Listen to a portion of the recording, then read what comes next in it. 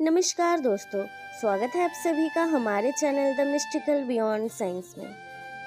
भगवान ब्रह्मा को इस सृष्टि व सभी मनुष्य, जीव जंतुओं इत्यादि का रचयिता माना जाता है, अर्थात सभी जीवों को बनाने वाले स्वयं ब्रह्मा जी है।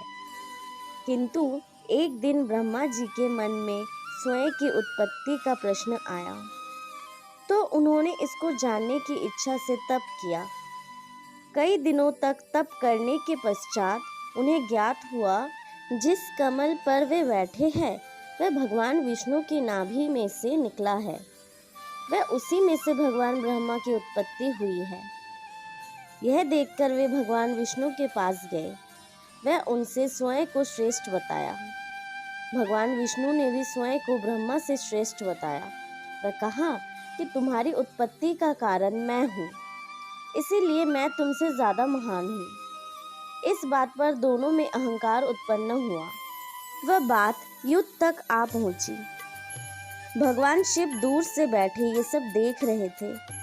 वह उनके विवाद को समाप्त करने के उद्देश्य से वे उनके सामने अग्निलिंग के रूप में प्रकट हुए, जिसका ना ही कोई आदि था व ना ही कोई अंत।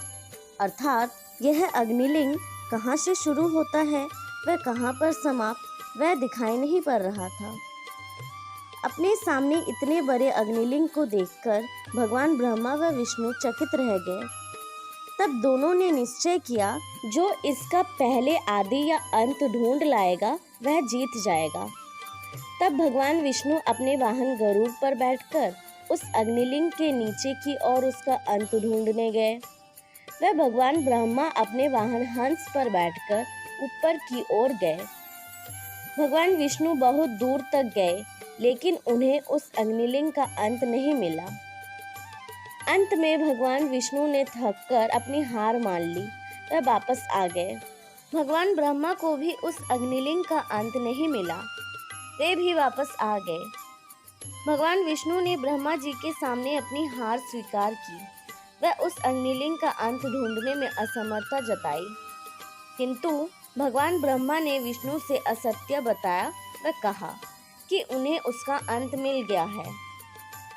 भगवान ब्रह्मा के मुख से ये झूठ सुनकर शिवजी अत्यंत क्रोधित हो गए और उनसे भैरव अवतार ने जन्म लिया। भैरव अवतार ने अपने बाएं हाथ की छोटी उंगली के नाखून से भगवान ब्रह्मा का 5वां मस्तक, जिसने झूठ बोला था, वह काट दिया। तब भगवान शिव का क्रोध भगवान विष्णु ने शांत किया। वह ब्रह्मा जी को क्षमा करने का आग्रह किया। भगवान शिव का क्रोध शांत हुआ। उन्होंने विष्णु को अपने समान पूजे जाने व ब्रह्मा को ना पूजे जाने की बात कही। तब से भगवान शिव के भैरव अवतार की भी पूजा की जाने लगी।